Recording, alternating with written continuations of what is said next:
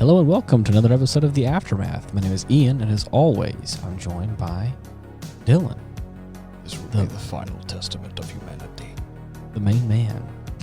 What was it? Hard work and guts? What was it? Yeah. Hard work and guts. And guts. Except this time it's hard workier and gutsier. Oh, is that right? Yes. Well, man, we watched the continuation of Gunbuster called Diebuster. Yes. And this was just like the first one that we watched a little while ago, a few weeks back. This is a series that has been culminated into a movie. We watched the movie version. It is the only version of the series I have readily available to me. Okay, cool. We'll get around to like the shows another time. Right. So I think I had this comment in the first one of Gunbuster. Again, a little quick in some areas, a little hard for me to follow some stuff. Right. Yeah. But again, but I can tell that it's obviously they're cutting out some fluff where like character development would be and other stuff to kind of make it a cohesive through line of a movie. Condense it down to like the flashy bits. Oh yeah. Which is cool. Mm-hmm. Oh. Yeah. Man, what a doozy this one was, man. So right off the get-go, for those of you who haven't listened to the previous episode, I forgot the name of it, but I think it was just Hard Work and Guts. Hard Work and Guts. Yeah. It is. I would definitely recommend listening to Gunbuster, and then listening to this one. This is the proverbial sequel, but it's a little spicy, and we'll touch on that later. But I must say, I liked the movie. Yeah. The art direction was a little different. Oh yeah, it's been a couple decades, and that's okay, and I totally get that. Right. But it's so different. It's so different in some ways. Jarring. It's not that It's not that it doesn't look good. It looks beautiful. Oh yeah. But I think what really caught my eye about Gunbuster was it was so interesting and different and very unique and of its own. That I think some of that, like, I'm not saying all of it by no means. It still has its own character, its own feel, but it just doesn't have that sort of art direction that it had before. And I was kind of sad that it was a little different. Yeah. Again, didn't ruin the experience at all, but I was like, but that was the one thing that I noticed that I was like, it just feels like a completely different show. A little bit, yeah. But then again, also thinking about it hypothetically from like the standpoint of like, this is also a different time, very far in the future. It also doesn't feel so. Right, you can overlook it because it makes sense within the story. Exactly. It is also in the same world. It feels like it's in the same world. It just feels a little bit different because like I said, I think that was the one thing that I latched onto Gunbuster the most. I was like, oh, it's just so cool looking. Oh yeah. And so I guess I think a better way to say this is different looking because they both look cool looking, but Gunbuster just feels so unique in its own way compared to what you're used to in the mecha genre. Right. We've mostly stuck towards Gundam with very few like separations. Right. Offshoots or whatever. Yeah. Whereas Gunbuster felt, I mean, its own. Yeah, I'm trying to remember what other like mecha shows we've watched. I mean, well, the first one that comes to mind another one that's like unique and different, I think, in as far as like the design goes, is Gun X Sword. It's a very different, kind of weird, cool.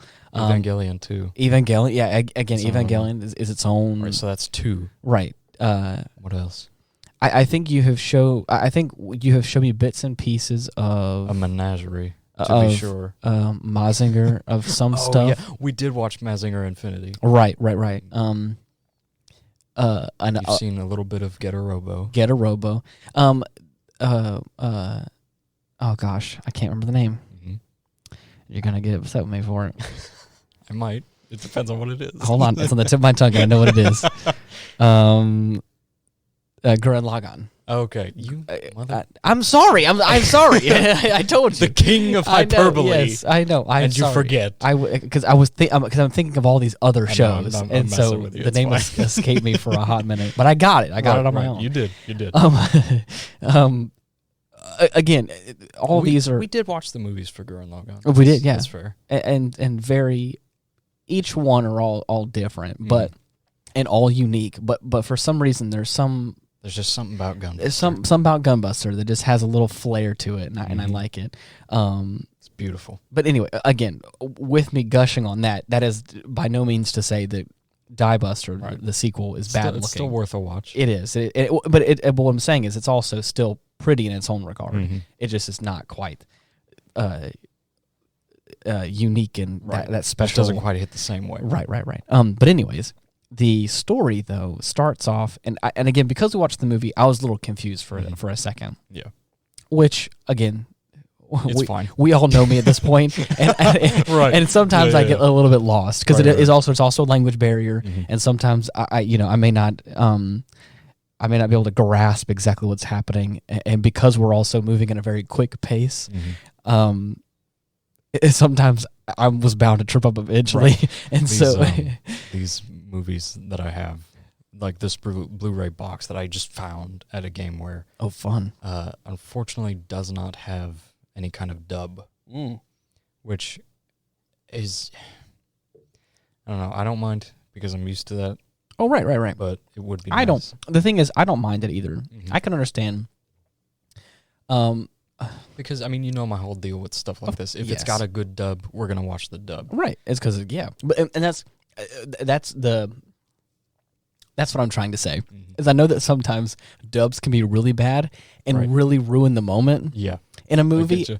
And I, with moments like that, I'm okay having that language barrier and having to kind of read through some things because the delivery of some lines, if not done properly, can ruin a moment in the show. Sometimes it's okay to laugh at it, right? But then sometimes for at least for our show like this, I don't want to. I would rather me not be able to comprehend some things because I wasn't able to catch it in the subtitles versus me not being able to take any of it seriously and think of it all as a joke in some way. So trust me when I say I don't this is all just to bash on me a little bit for my inadequacies. It's not for the fact I'm like, I don't like listening to it in the original language. We are by no means purists right. of any sort. A couple of good examples I could name of so bad it's good are the original dub for the Devilman Crybaby. No, just regular Devilman, like animation. I can't remember if it was an OVA or not. But my sister actually found that shit on VHS at a Goodwill. Oh, gosh. She showed it to me. What? The dub? Yeah, the dub. Wow. I'm going to have to show it to you after this, too. But man, okay. Okay. Another example that we need to get around to eventually is Ghost Stories. Oh my God! Chase has not failed to mention. I'm pretty sure that Mallory has mentioned that. And she doesn't really? I don't even think. Oh my God! I don't even think she knows. I don't think she likes. Or she likes some. Well, I should preface. She likes Attack on Titan a lot. Right. It's her favorite. It happens to be an anime. But that's been the extent of what she watches. She has genre. She has tiptoed into some Gundam and some other things. She's watched a bit of Gundam. What was the other one? She watched like a couple episodes of a few Gundams, but wasn't there another show that she watched? She watched a bit of Ghost in the Shell with us. Ghost in the Shell, that was what it was. So I think again, I don't think she has anything against the medium. I think she knows that it can be a good story and that's fine. But the one thing that she has is I don't think she knows the name of it, but we have had a conversation before, and she's like, "What is that one that?" And then she's like described a little bit. And you mean Ghost Stories? She has brought it up before, right? Because I think she's watched. I think she's watched like TikToks or YouTube videos about it or whatever. I have plenty of clips online. I know nothing about it. I don't think I've heard anything about it. So I think I had explained that the original script for the show was so bad. Oh, I do remember this. It didn't even translate well enough for them to make like a consistent dub for it. So they just did whatever the fuck they wanted. Wow. That sounds fun. It is fun. Or it sounds like, I guess better yet, it sounds like it could be fun. Right. But it also sounds like it could be a catastrophe really quick. Oh, it is. Okay. Yeah. So anyways,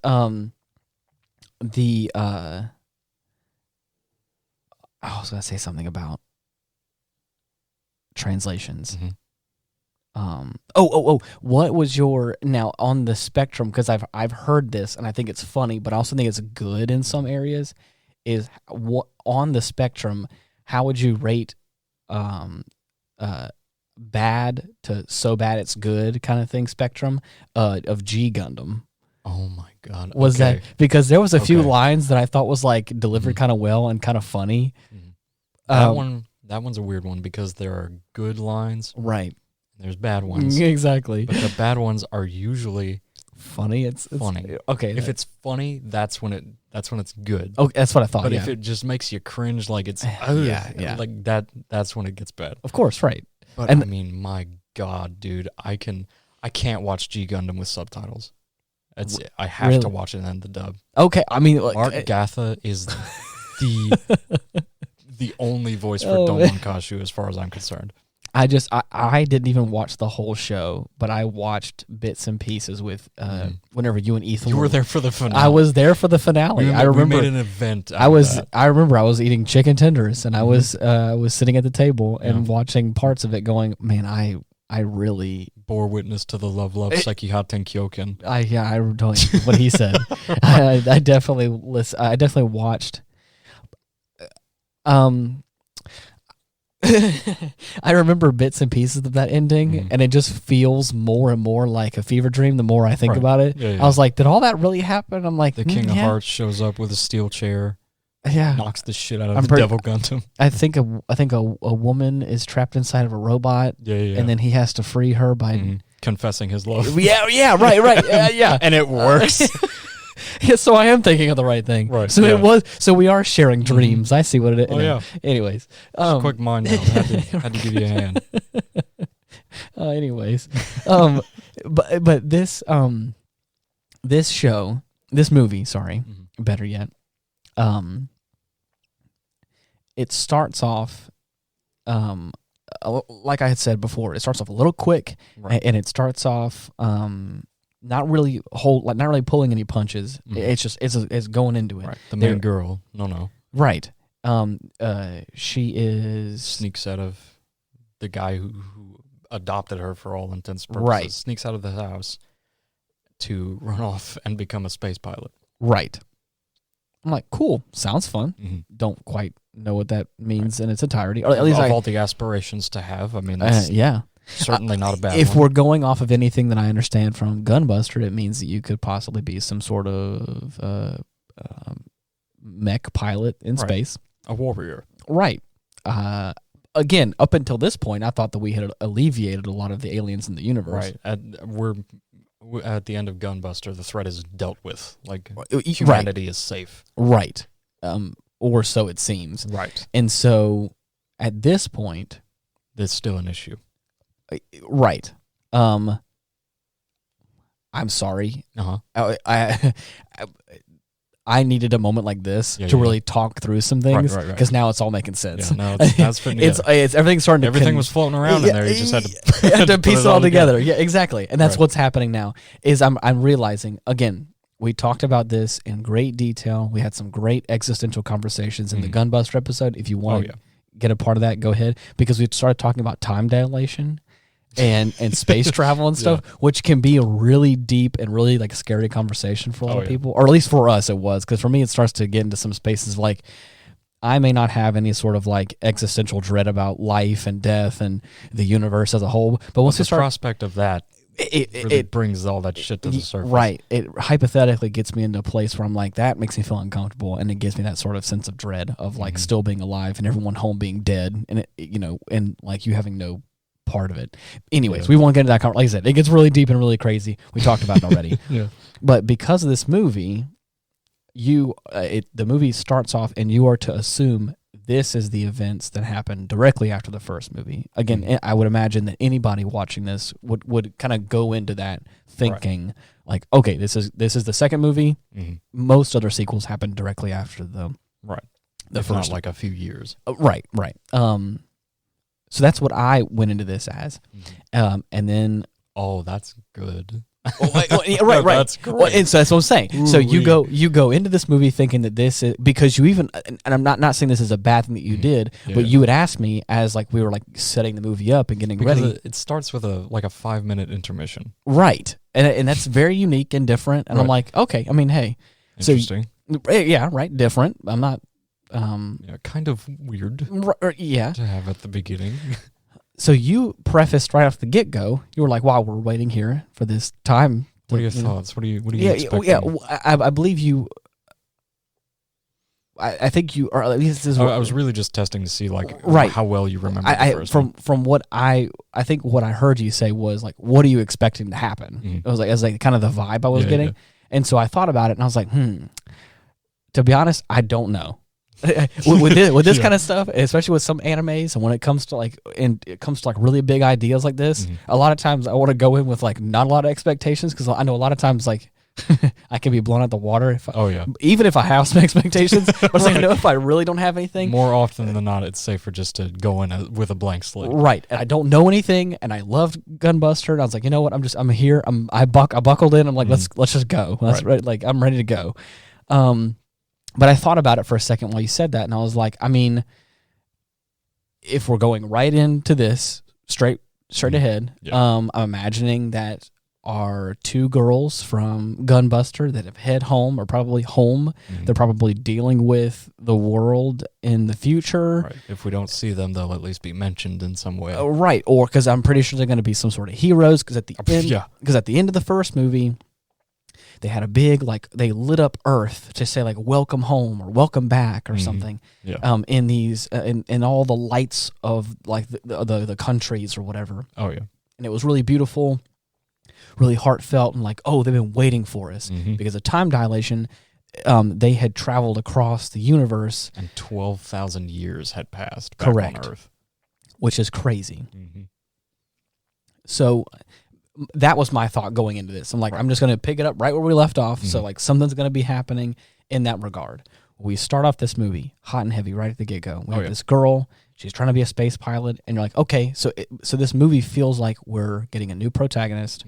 We're starting a new story. No familiar faces. So I was like, okay, we're firmly cemented in the future. Right. Again, not knowing when in the future. Right. And then kind of fast forward some time, she becomes a space pilot, kind of falls in love or has this kind of kindred spirit friendship with this other girl. How do you pronounce her name? Is it Lelcy? Lelk? I have no idea. I'm just going to say it's capital A, lowercase a, L. I want to say apostrophe, capital C. Right. How you would even begin to pronounce that, I have no idea. Right, I don't know. But she's our secondary protagonist. Right. So anyways, yes, correct. They become pretty close friends. Right, after a chance encounter at a diner that Nono ends up working at. Right. She saves her from this dude who's messing around in his mech suit. Right. And can I just say how I love how similarly these Buster machines operate stands from JoJo.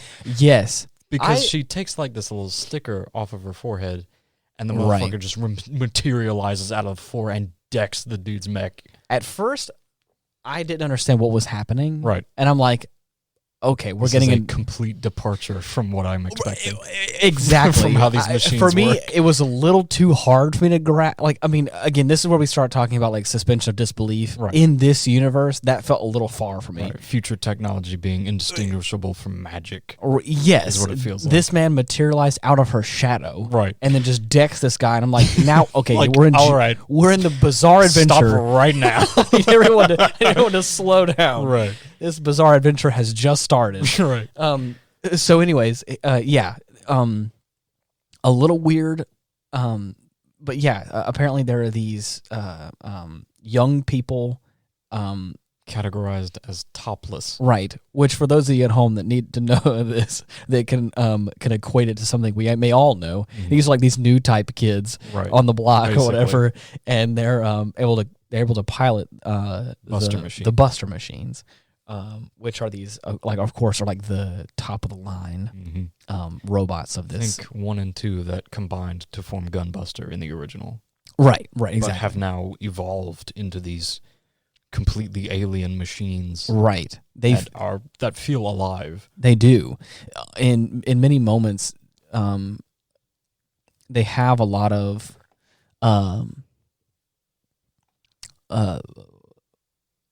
you get some really close glimpses inside the robots and some things, and it looks as though it is like fleshy organs, but the textures. It's all man-made, right? Or it's all fabricated technology. It's not like actual like intestines or valves for hearts or whatever. It just looks like it, right? Which is what I liked about the inner workings of Gunbuster. Right. It looked like it had a rib cage. It looked like all the inner workings were almost like intestines and all sorts of different like bits that you would expect to see from a living thing. Right. I think it even has eyes. I think at one point. Or the eyes it almost looks like the best way that I equated it was it looks like an Ava, which we all, or for those of you who may know, Avas are like these biological monsters or whatever. Right, that they just stuck a bunch of armor onto. Right, and so it feels like that, but then when you get deeper into it, you're like, no, this is just a robot. It's a very complex machine. Exactly. But anyways, so and it is really cool. It is a really cool take on the whole big robot. Oh yeah, number 19, dude. Yeah, the best design. Very in this cool. Show. Very cool. So anyways, we kind of fast forward, and she is part of this. They call it a fraternity, which is kind of like this group, this ragtag band of all these young kids that are piloting all these suits to kind of save the world. Right. And they are on the. Is it Saturn's moon or is it Jupiter's moon? Saturn's moon. Yeah, Saturn's moon, Titan. I want to say. And they are, and this is what tripped me up at first, and I'm going to describe it in a way that helped me understand it. Yeah. Because we are so far removed from history, from humans' history, right? From, let's say, hypothetically, like the Gunbuster era.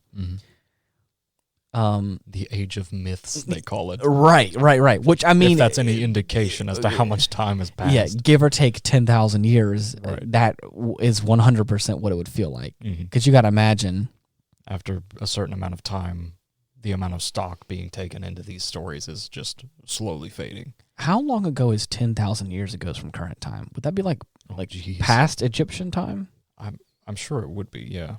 By now, at least. Just curious, just for a hot minute, just because I want to 10,000 years. Yeah, because I know that's way back. Yeah, I do need to brush up on my my Earth calendar. See how how the different eras are divvied up. I just need to. The working consensus is that it's been like BC and AC, right? AD, yeah, or AD. Yeah, right? yeah. But I'm not. Let's see. I wish I would have looked into this before. It's the periods, like the different periods of time. Oh, yeah. Like the Mesozoic, Cretaceous, right. Jurassic, Jurassic, all that stuff. Okay, yeah. I forget which one we're in now, what that one's called. Oh, I don't even know. I'm trying to see. Oh, here we go. Wikipedia coming in clutch. Here we go. Let's see here. Never fails. Yeah, right.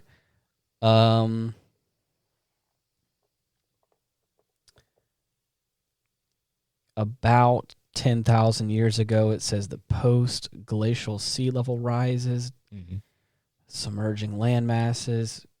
A lot of global shifts going on. Northern Mesopotamia and northern Iraq civilizations of barley and wheat begin. At first, they used for beer. Okay, so we're talking about that's around the beginning. Yeah, right. We're talking about like Egypt. Organized so that was. I didn't want to sound dumb, but I was like, but it's like 2,000 years ago from now, like Egyptian time. Are we talking like? How big a jump is that? Like Neanderthal times? Because I don't know I don't know that kind of stuff. Yeah. Yeah. Okay. Cool. Okay. So that's what. So and that's the point that I was trying to make. Because let's say hypothetically, 10,000 years ago from now would be like the Egyptian time, the Mesopotamia. Yeah, right. Which you got to imagine, like that's even that, there's a lot of stuff around that kind of feels like myth, and we do know some facts about that, but at the same time, like there's a lot of things we don't fully understand. Stuff about early civilization is like one of the few things I hung on to because I thought it was so cool back in school. But which kind of puts things into perspective for this movie here, right? Is there are some things that like, I mean, I don't want to grab the low hanging fruit, but let's go ahead and do it. Yeah. For instance, Jesus Christ dies Okay. on the cross, and again, like he comes back to his disciples and is like, I will come back one day, right? Live this way, be a good person, live by my commandments, and you'll make it into heaven. But there will come a time where I'm to return and like reshape the earth in a way or something.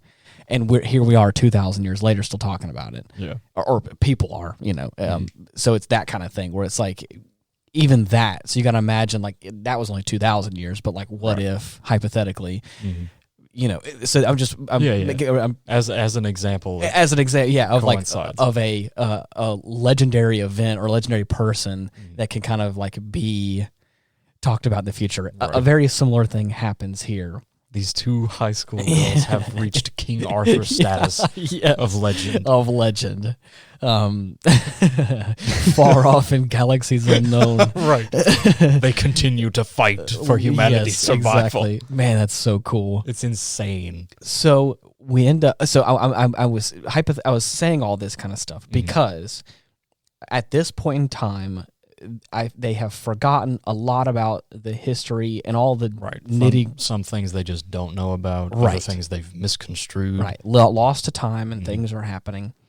But they have this thing called the Red Milky Way. Yes. And I think it comes out that it is like, it is kind of surrounding. What is this? It's got the description of it on there. Oh, it does? Yep. Oh, shit, right here. Yes, right there. Yeah, okay. real nifty. Yeah, real nifty. Okay, hold on. There's this little card that came in the box with the Blu-ray or whatever, and it has a bunch of like really cool stuff. It's so nice. It says the Red Milky Way, a thick gaseous substance spreading throughout the outer edge of the former Jupiter 2's orbit. Former. Yeah. You know what happened to that thing? yeah, we'll get there eventually. Its existence fences the Sol system. It is believed that an ancient battle, which is the battle of the absolute defense line, right, scattered 90% of the matter comprising Jupiter 2, causing that matter to eventually form the substance of this gaseous belt inhabited. Oh, does it continue? Oh, hold on, sorry. Gotta get my pamphlet ready. Right. Just adjust your reading glasses. Right. Yeah. Inhabited by an endless number of space monsters. Quote, unquote. Yeah, right. The belt appears stained red, even to the naked eye. It has long prohibited mankind's departure into the space outside the Sol system. The truth, however, is that the so-called Red Milky Way is, in fact, the absolute defense system itself, built purposely to shield the Sol system. Ain't that some shit? From the real space monsters. That's so fucking cool to me. And that's the thing, is that like this is the space defense force that nobody fully knows. Right, that everyone forgot about. Right, everyone forgot about. Eventually lost control of. So to help me understand, you have the Milky Way galaxy. Right. And then you have the Sol system, which I'm assuming is like our sun. Just this teeny little section. Right, our little section of it. And it expands to Pluto. Right. Is that kind of what? Yeah, we count Pluto as the edge of our solar system. Got it. Right. Okay. So it's just to kind of paint a picture for everyone at home. So just imagine this kind of red gaseous cloud surrounding our solar system called the Sol system.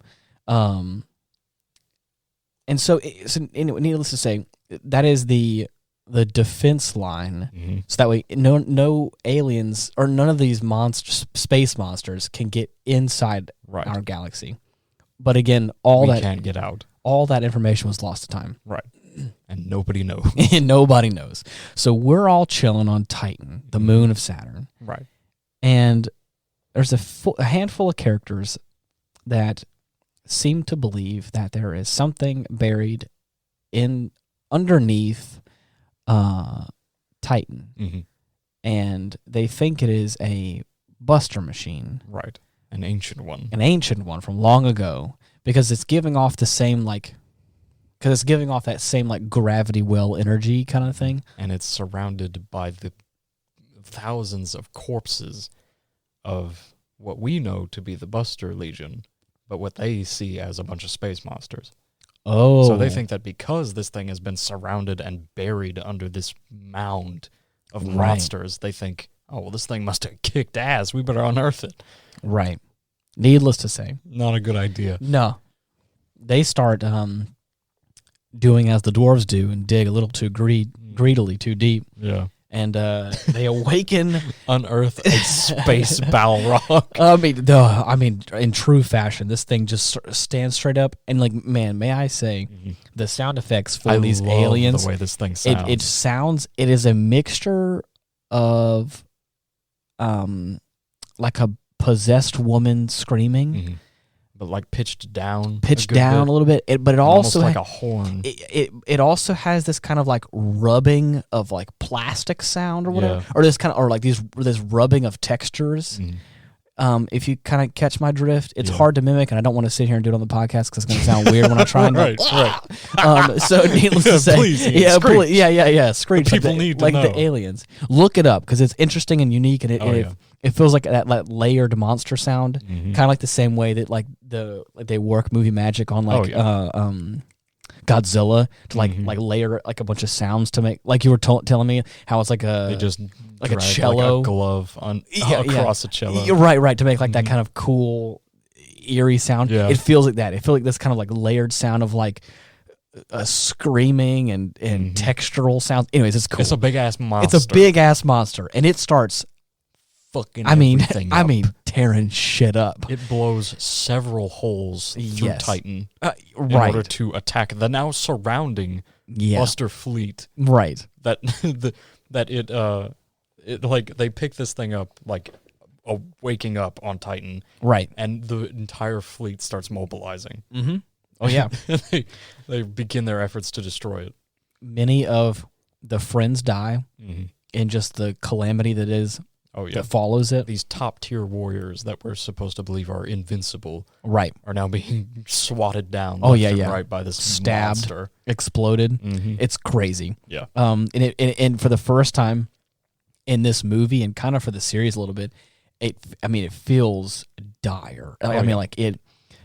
Because again in the show they're really conveying that we thought it was going to be one of our guys, and it's not, and we have awoken, and it's in our backyard, It is here, and not only that, it has killed our people, our top people, and so to convey that emotion of that holy shit moment. Yeah, everybody's freaking out over the comms. Right. There a guy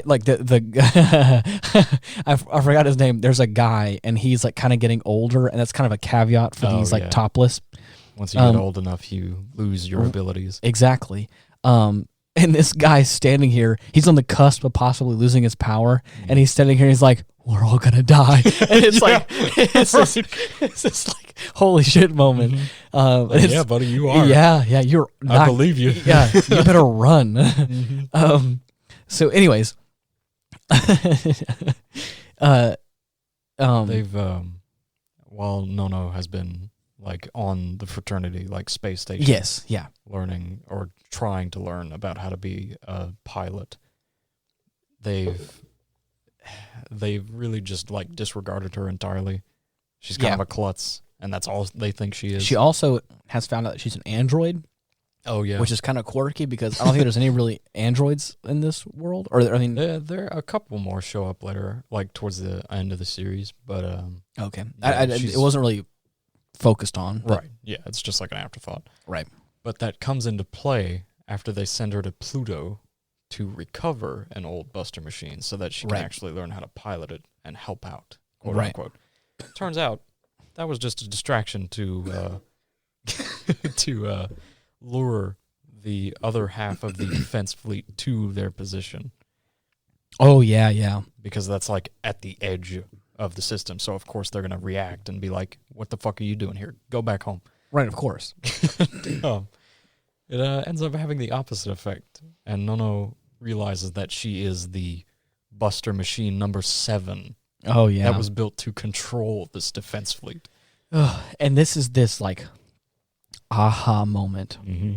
This, like, she sits there, and she has this awakening, and her eyes just, like, Creates shift. a singularity between her Right. hands. And at first, I was like, hold on now. The last few times we started making black holes in this universe, yeah. shit went really wrong. Mm-hmm. And It's a last resort. Right. She claps her hands and disappears. And I was like, oh, shit, now we're dealing with some real magic here. Mm-hmm. Teleports from Pluto to the moon Titan and on Saturn, and is just there. Right. The entrance, dude. Gosh, dude.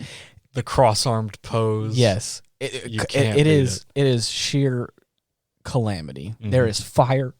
There's already been 2 holes blown inside Oh, yeah. the surface of Titan. Mm-hmm. Like the foundation, like you can tell that the core, excuse me, I got the hiccups. The core of the moon is big compromise because like shit's rupturing. Yeah, like the whole Earth is, or I don't want to say, the surface is like cracking and like kind of like shifting and stuff. Mm-hmm. Thoroughly eradicated. Right, and then this big like worm monster is coming out, and then she's just like herself standing there, but now with fire, hair ablazed with fire, and it's just this cool like, locks set ablaze, and it's just like standing there with this pose of like, nah, dude. Nah, get the fuck out. And it's like, okay, now what's going to happen here? And like I said, we've already like lost people. People are dead. Mm-hmm. Her friend, which is kind of the catalyst for her like awakening, is like her friend's like close to dead because of the beast attacks her friend. Like on the edge. Like on the she's cusp. Down an arm. I mean, I think that's even the thing. Her friend Lel or Lelcy, however you want to pronounce it, like cries out and is like, please help, I just wish you were here. Someone. Yeah, something help. And which is kind of what caused it to happen. Right. But Boom. then Warped. Yes, there. Hyperspace immediately. Like some sort of space god. Right. Just kind of shows up and is like, okay, yeah. Kicks the thing's ass. But not in before such fashion. But I mean, not without slicing Titan in half. Oh yeah. Literally. A Buster beam. Right. Just cutting the whole thing in half. Wicked. It's wild. Oh yeah. And man, that's the first like that's that first like really high stakes emotional, like it was a really good scene. I love that whole thing. It was so real and interesting, and I love that whenever she warps in, she's got the fleet like in formation behind her back. The Buster Legion. The Buster Legion. It's in the If I could just single out every single like regiment name of these machines, I would read them off because they're so cool. Oh, really? Yes. I love the fact that it's just a bunch of jargon about shit nobody knows about anymore. Yeah. She's like a 6th generation Buster machine number 7. Yeah, right. Of the close core defense system. Oh, yeah. Everyone's like, I don't know what that means, but that is legit. It's cool. It's cool, dude. It sounds official. Yeah.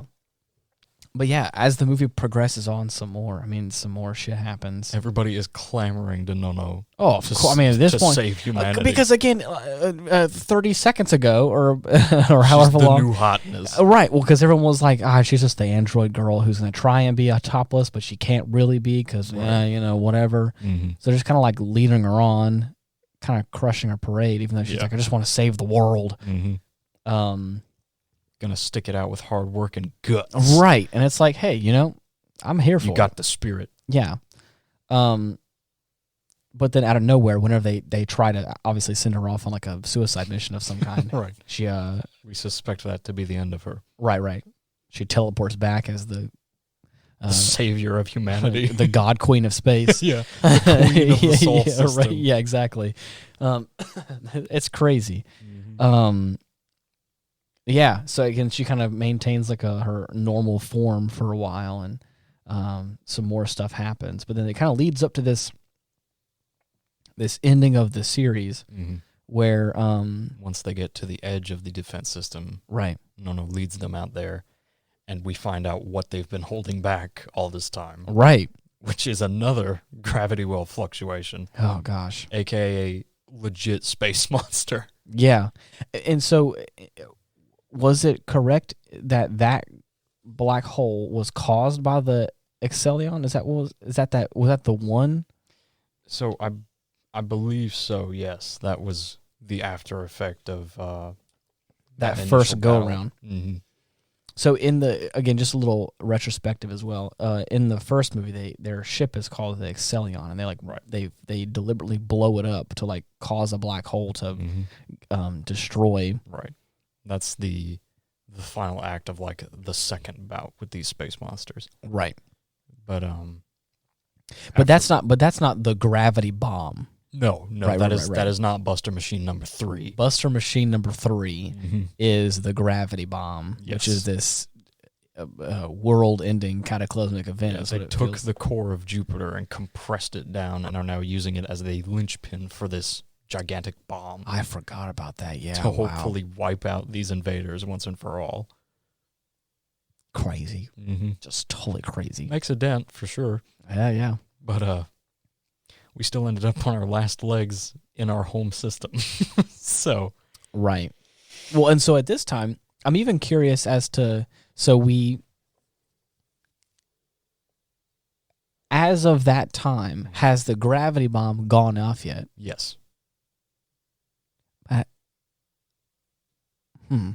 At this point in time, the Gunbuster is floating its way back towards Earth. Okay, I see. Yeah. But there are still some remnants left. Right. And that's what we're hangers on here and there. That's what we're taking care of in this movie. Yes. Got it. Wiping up the mess. So basically, there's this black hole, the one from the first or second bout with the monsters. Right. They end up. I was a little confused at first because they end up like shooting it, like the shell of it or something, and then like it shows this monster that's been kind of like held at bay, is what it feels like. It absorbed the Excellion's explosion. Yeah. And has just been lying dormant within this black hole. Right. And then of course it gets released, and it is this. Sorry, I shouldn't say lying dormant. Has been consistently fighting this defense fleet for the past few years. Crazy. Mm-hmm.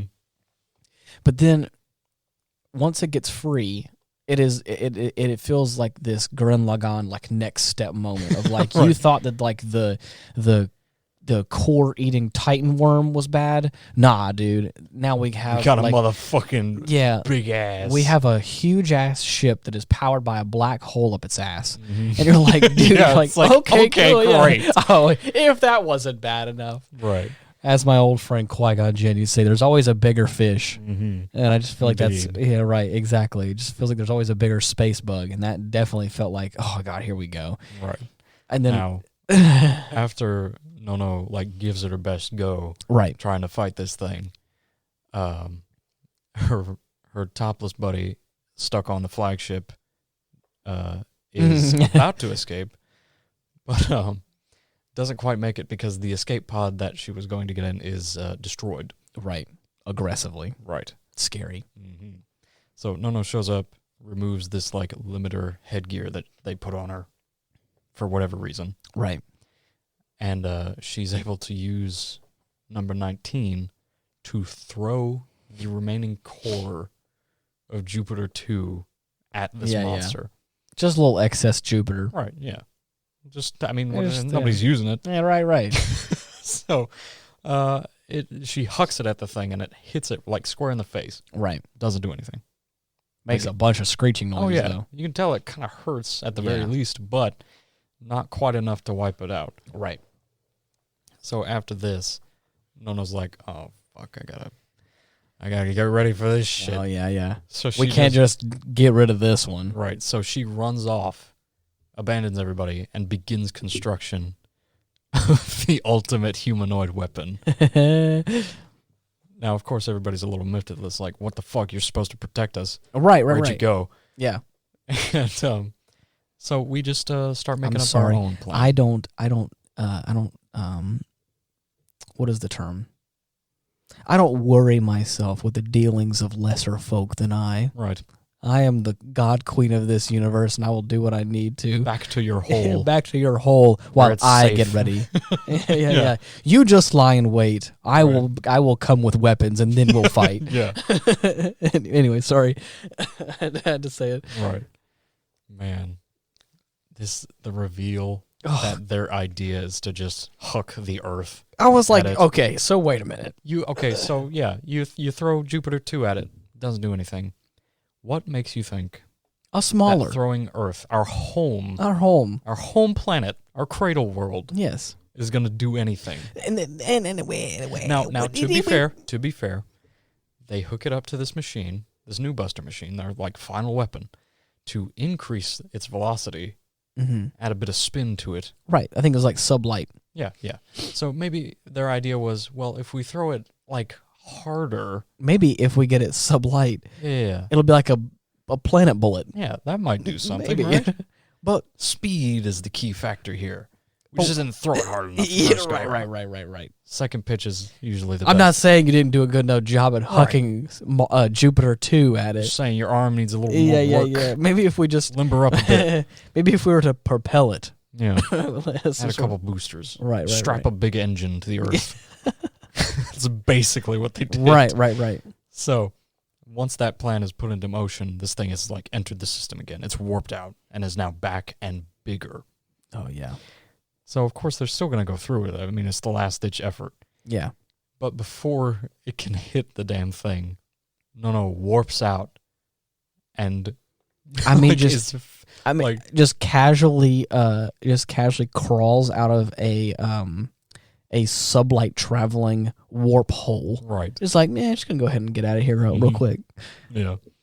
Now, it is the biggest and most beautiful, by God, woman that you have ever seen. Red woman at that. Biggest red lady. Yeah. Here to save the planet. Hell yeah. I'm here for it. Yeah. She turns around facing the Earth and grabs this like machine both hands and is trying to stop it. Me when I get you. Right. Now our topless girl's a little upset. Oh, I mean, that she's decided to reappear now of all times. Justifiably miffed, but didn't leave on the best of terms. Wordless even. Yeah. But she just has to work some things out. Right. And with her abilities, she decides to form a machine from the pieces of this engine strapped to the Earth and is just throwing hammers at Nono. Just punching her. Yeah, just working it out. And may I say, again, beautiful sound design. Dude, you feel the impact. Yes, she is. Our girl Nono is grabbing onto the. It's like this propulsion ring that like goes around the equator of the Earth, and she's grabbing onto it and kind of like doing the Mr. Incredible against a train. Right, I was gonna say rocking a hard place kind of thing, where what is it?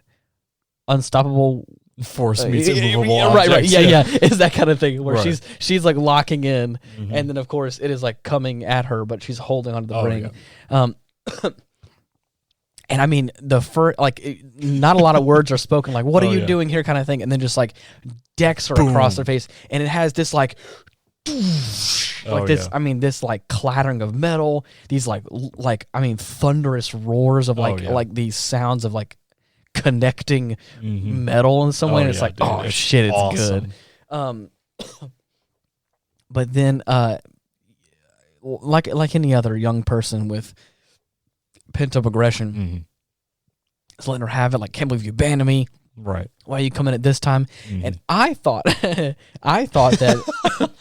she's rearing up to give like this one final blow. Right. Charging up, glowing fists, ready to go. Gets ready to like send it, and it just explodes. Miffs out. Just whew. And at that point, I thought that like. No, had like just disassembled her. Had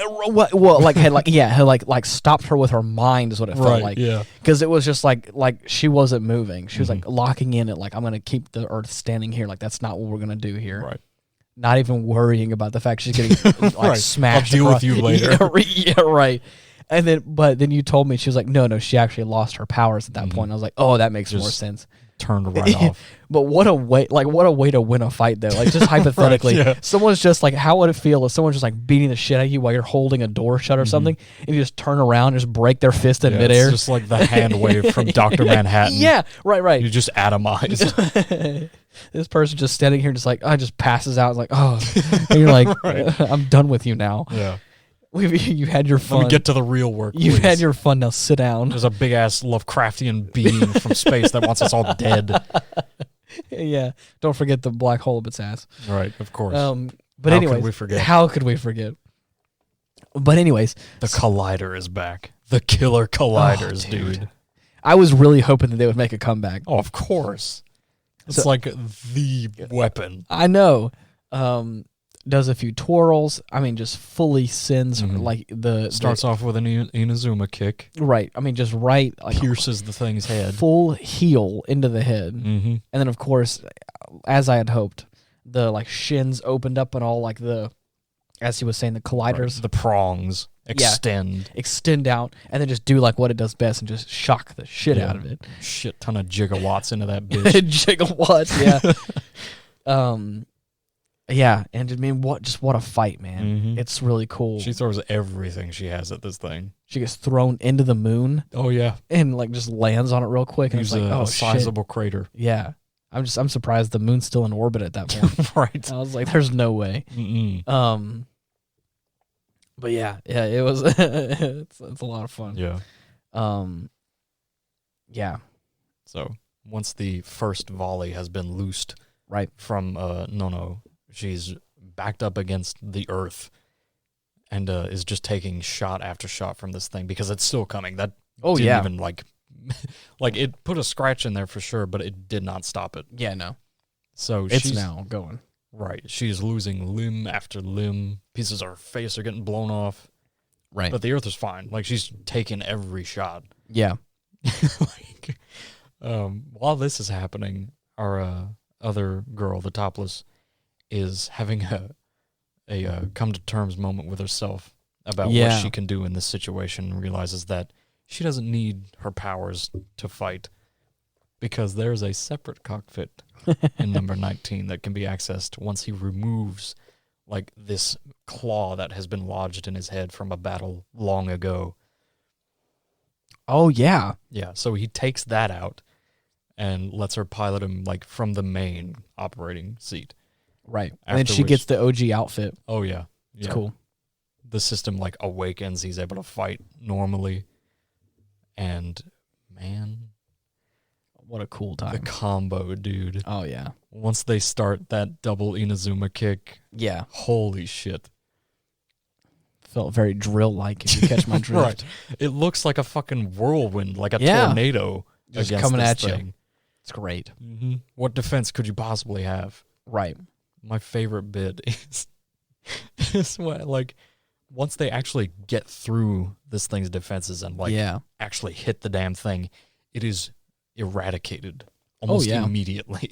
Yeah. Like they drill it into nothing. Right. Yeah. So they like this hard exterior just evaporates and is left with this kind of black hole. All that's left is the black hole. Yeah. Which is dangerously close to becoming a singularity. Yeah. Which is not good. No. I mean, we're literally like the moon's distance away from Earth, and this thing is just chilling there. It's like gotta get rid of it somehow. Yeah. So Nono uses the remainder of the fleet to form a gigantic pair of hands. Yep. In which she clasps this soon-to-be singularity between. After which she, I believe, uses her own... I think she's powered by a singularity. Probably so. Is the vibe I'm getting from her. She uses her own to cancel it out and just get rid of it entirely. Right. So after that, Earth is saved. They both have a nice heart-to-heart. She says goodbye, and... Right. Bam. Shoves her hand into her chest. Humanity survived. Yeah. Again. Right. And this is, and again, and so at this point, Nono is gone. Right. She, like sacrificed herself. Right. Sacrificed herself to cancel the singularity. Mm-hmm. And now, for all intents and purposes, like the day is saved. The alien force is no longer in this solar system. Right. Gone. Mm-hmm. And the gravity bomb has didn't it You talking about the one, Buster Machine number 3? Yeah. Yeah, that took care of their nest. I see. The main force that was invading is now done, thanks to them. Interesting. Right. So we just mopped up everything that was at home. Right. And now that's over with. Cool. So now we are de facto safe. Good. Love it. Right. So anyways, as it continues on, and I think I think the next thing that happens is it says it's flash forward 10 years later. 10 years later, mm-hmm. And our friend Lel, or how do you want to pronounce her name? She is bird watching. Right. Yeah, she's doing her thing. Mm-hmm. Talking to one of the other companions that they had, one of the other. Topless. I know that their name is Topless, but I keep wanting to say Headless. I don't know why. This entire time I've been wanting to say Headless. No, it's fine. The head is the top. It is what it is. Right. Anyways, another one of the Topless fraternity kids that she was with is kind of on. She's over out in Pluto. Right, and she's talking to escort a dignitary. Right, out to Sirius, or whatever. It's that's kind of cool. Yeah. We've expanded. Right. And then our girl Lel is walking up a hill, and she's I think she's in Hawaii, I think is what they had said. I think so. And so, and they had kind of had a conversation on the phone about how I think the observation people had kind of seen something, or had made a note about. Did you know? They confirmed it. Right. It's okay, that's cool. And then her friend was initially talking about something called the Star Festival, which happens every so often. Right. And she was like, "Nah, bitch, this one's special. No. You don't even know. Yeah, something's about to happen right now." Right. And the lights start going off. All around. A big alarm happens, mm-hmm. and it happens throughout the whole countryside. You can see it. They start shutting down all the city lights and everything, mm-hmm. all street lights, businesses. Right. And then everything starts to light up. Yeah, the whole horizon lights up. A wall of light. Yeah, it's oh, cool. Now it slowly pans up, and we see the stars, of course. Yeah. Then we see this little one getting a little closer. It's moving, getting brighter. Yeah. And then a little bit after, the music swells, and then for a split second, you see two little red dots, very familiar from the ending of the first Gunbuster. Right. And then in plain text, it just says, later that night, Gunbuster returned. Yeah. And then the Gunbuster returned. Dude, I love that so much. Man, it was it's so cool.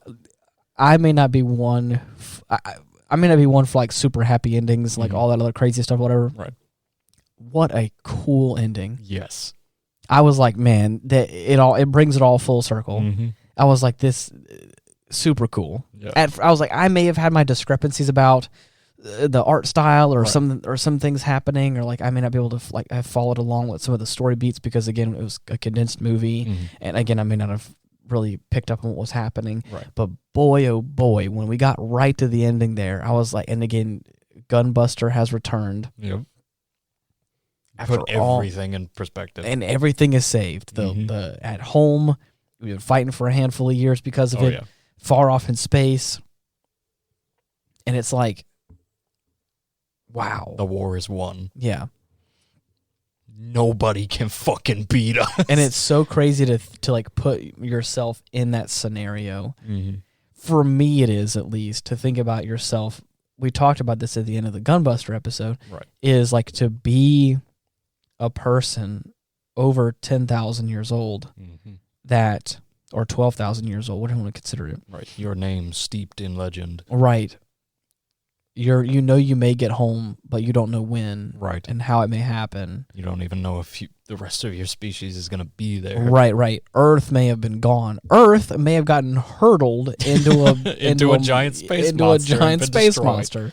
So it's it's all that kind of stuff that plays into it of man, what It's so, and this is where for me it gets scary. Time dilation gets scary for me. It's like that would terrify me to go out for a trip and to come back and everything's just gone and Earth be vacant. Yeah, no, thank you. Not a fan. That's like some for some reason that makes me feel not okay inside. Yeah. But anyways, so to have that, to be heading home, knowing that there may be something, there may not be something, I'd go insane.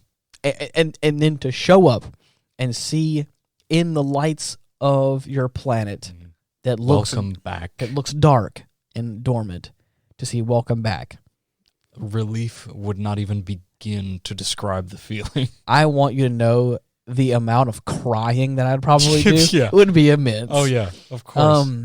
And to think about that also from the perspective of this movie, that the entire time that we're dealing with the things in this movie, that they're still traveling here at some sort of like sublight travel or whatever. It's crazy. Reverence and awe. Love it.